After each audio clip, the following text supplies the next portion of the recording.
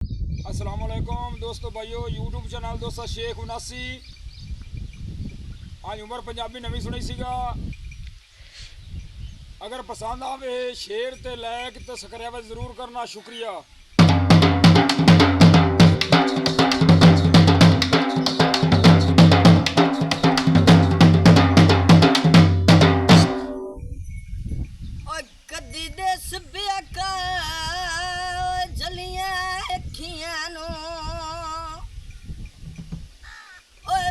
सजन बुलाया ना कर वो दूर पूछ लिया कर बेली की आलई वो ओए भावे कोल बहाया ना कर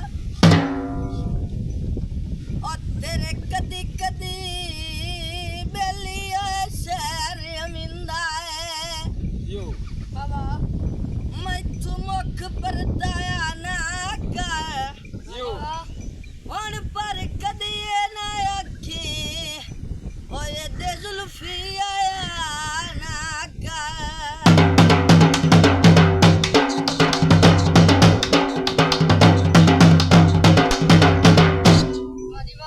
ਇੱਕ ਸ਼ਾਦੀ ਹੁੰਦੀ ਬੜੇ ਪਿਆਰ ਤੇ ਮੁਹੱਬਤਾਂ ਦੇ ਨਾਲ ਦੁल्हा ਬਣੀ ਤੇ ਸੇਜ ਹੁੰਦਾ ਬਾਹਰ ਦੋਸਤਾਂ ਨਾਲ ਫਿਰ ਰਿਹਾ ਹੁੰਦਾ ਹੈ।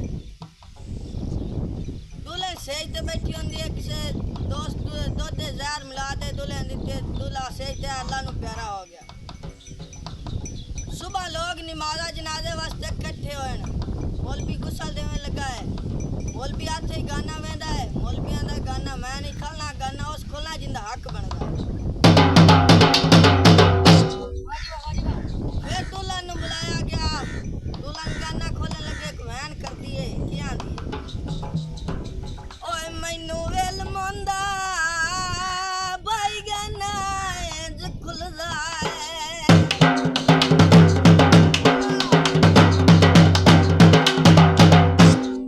मैं गाना बनन ना देंदी यो इंज दी आई रात सुहाग जुदाई दी वो ओए मैं सूट सुहाग ना पेंदी